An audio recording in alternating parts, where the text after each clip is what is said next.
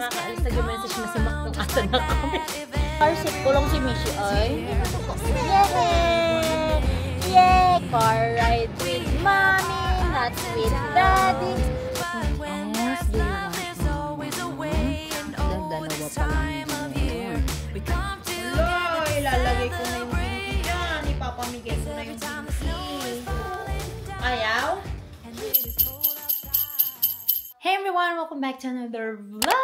So today guys, ay lalabas kami ni Mishi. Nakapag-ready na ako kasi i-ready ko pa siya. Kakaalis lang ni Daddy kaninang before 1 PM and it's already 1:35 PM. Ayan. Ay, problema ko yung chin ni Mishi kasi kinakamot niya, nasugat na. Sobrang red. Hindi ko alam kung bakit. Nag-lotion naman siya, na-moisturize naman siya. Hindi naman yan red kanina. So bibihisan ko lang siya. Ako ay naka-layer na. Naka-sando ako sa loob. Tas ito. And then ito yung heat tech ko from Uniqlo. Before ako mag-joggers pants. Si Mishi naman ay ilalayer ko din. So, this will be our first time again. Actually, nailabas ko na to dati. Pero summer kasi noon. Tsaka, bata pa siya noon. Parang 4 months old pa lang siya noon. And mas madali kasing lumabas pag summer. So, ngayon hindi ko alam kung paano yung gagawin ko. And, ang temperature namin is, Siri! Sabi ni Siri, 12 degrees na. Akala ko 12 degrees Celsius. Ha? Ang saya naman. Parang summer na ulit. 12 degrees Fahrenheit pala guys. Minus 11.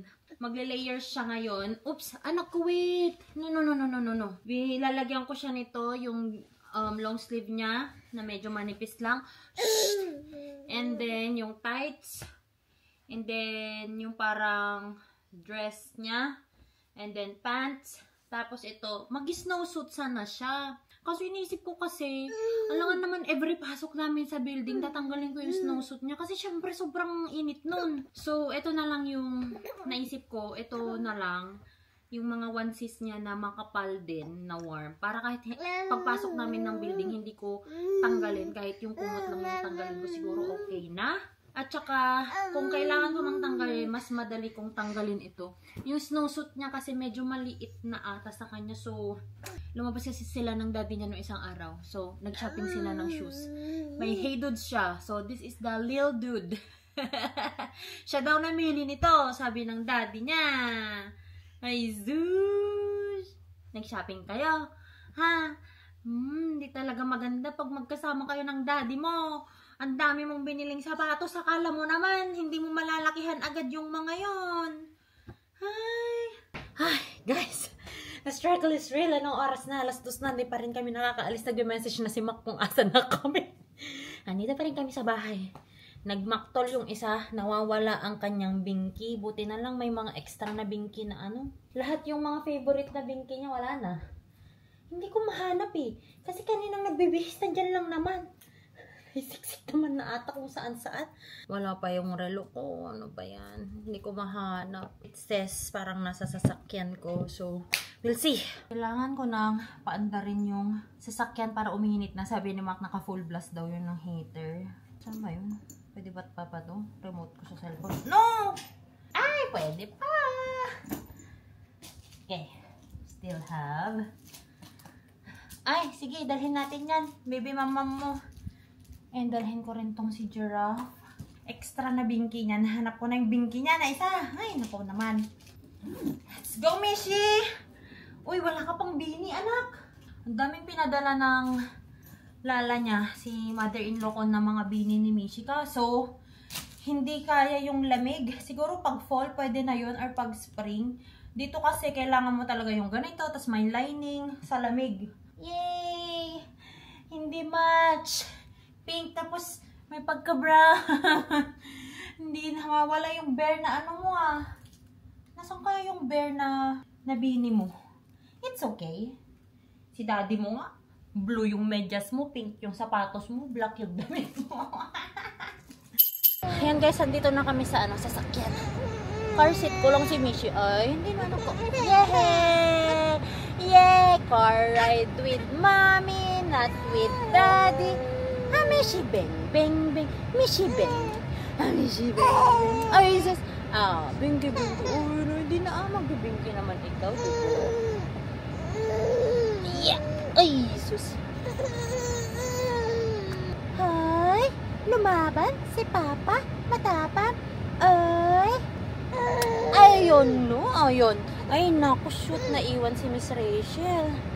Mommy brought the Didi. Your Didi. Didi. Ay, ayaw mo na yan. Ayaw niya nung bini niya. Mommy will take it. Oh, yun. Hindi na magbibini. Didi. Mag-didi ka na, ha? Are you ready na? Let's go! Let's go!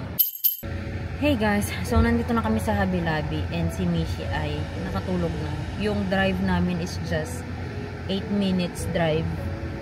Tapos, nakatulog na siya. Umiyak lang siya nung nasa parking kami kasi talagang antok na siya. Parang nap time na kasi niya ngayon. Kasi naman, kung after pa ng nap time niya kami aalis, magagabihan kami or baka mas, ang tawag nito, baka mas mas maging fuzzy siya. Ngayon, ang dilema ay hindi ko alam kung tatanggalin ko pa siya sa car seat at ilalagay ko siya sa stroller o kukunin ko na lang yung car seat and then i-connect ko na lang sa stroller. Parang ganun na lang ata. Mukhang comfortable naman siya na nasa car seat lang siya. Ganun na lang ata. Mas warm pa.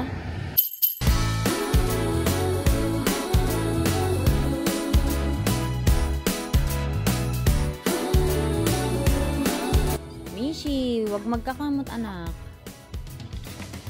Let's go. What else do you want, mama? Dalawa pa lang yun. Ang nice, oh. Tagita kaya mo. Tani macarons. And gingerbread. Baby, I just want you close. I got all this joy in my heart. And if it's getting dark, yeah, we can go inside. Baby, won't you hold me tight? I don't need any presents, 'cause I know I have you. I just need you, and I know it will be a magic holiday. Make it all okay. Yeah? It's a magic holiday. Bahay na kami guys. Dito na ako sa parking. Gusto ko pa sana na pumunta sa Marshalls o kaya sa Ross. Yung para may mga bibilhin sana ako. Kaso si Mishi okay siya. Yung sasakyan ko ang hindi okay. Wala namang mapaglagyan ng gamit. Punong-puno ng gamit. Dito na sa harap nilagay ko yung binili ko. Tapos dito sa floor, basura. Tapos dun sa likod. Ayoko na lang mag-talk pala. Edit out ko na lang kaya to. Parang naiinis talaga ako. Kasi guys, yung sasakyan ko malinis to lagi. No, ako pa yung gumagamit. Kaso, iba na kasi yung gumagamit. Punong-puno ng gamit yung likod. Grabe. Na hindi naman necessary na nandito dapat sa sasakyan. Kung bakit nandito sa sasakyan. Si Mishi tulog na. Parang gusto ko na lang sanang hindi tanggalin sa si Mishi sa car seat. Itaas ko na lang ata siya na naka-car seat. Tapos babalikan ko yung mga gamit dito. At least tulog siya. Tapos ika-camera ko siya para makita ko dun sa cellphone ko. So yeah, that's the plan muna. Abort mission guys. Ay, darating naman na daw si Daddy. Dadaan siya dito before siya pupunta sa work. Si Mishi, di ba tinanggal ko siya, naka-car seat siya, na dinala ko dito sa taas. Hindi na siya natulog sis. Ngayon, namisa ata niya tong car seat niya na to. Nilalaro niya yung car seat niya. Ayaw magpa-change ng diaper. Pinilit-pilit ko pa. Tapos ngayon hindi ko masnap yung damit niya. Wala siyang gustong gawin. Maglaro lang yung gusto niyang gawin for today's video. Ang gulo ng bahay namin. Ang daming kasing layer ng damit. Na-miss nyo po yung car seat po ninyo na yan? Na-miss nyo po yan? Ha? Na-miss nyo po yan? Asus? Asus? Bumili na si mami ko ng bingki ko kasi nawawala na yung mga bingki. Ito na lang yung natira dun sa isang set. Itong bingki niya na to, yung Dr. Brown. Gusto naman niya to actually, na parang medyo nasasanay na rin siya. Ayaw ko lang kasi, pag nakalagay kasi sa bunganga niya, tingnan mo naman. Yung itsura niya ha. Pag ganyan yung itsura niya, parang ang laki-laki ng busal niya. Pero kapag ito, ayan, diba cute-cute lang? Ayan na. Nandun pa yung mga damit niya na ginamit namin sa labas. So, aayusin ko na yan para makapagtupi na ako ng mga nilabahan ko kasi naglaba ako kaninang morning. So, at least I don't need to cook for dinner na kasi sabi ko kay Mac, mag-take out na lang siya sa McDo. Pangbawi niya sa gulo sa sasakyan ko. Bababa na sana ako, guys. Yung bad trip na talaga ako. Bababa na sana ako. Sinaset up ko na yung camera para si Mishi maglaro-laro lang dito. Kasi alam ko naman wala siyang ikakadisgrasya dito sa bahay namin. Tapos i-camera ko na lang sana siya. Titingnan ko na lang sana sa phone ko. Kasi pwede siyang i-connect sa phone.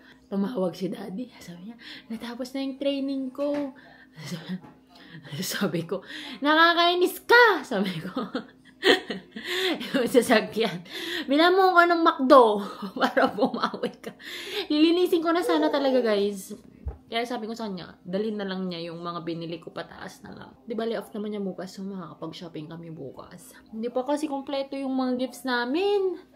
Dapat kasi bukas ay pupunta kami ng Nebraska, pero abort mission na din. Hindi na kaya ng katawang lupa niya. Siyempre, pagod na rin naman sa trabaho.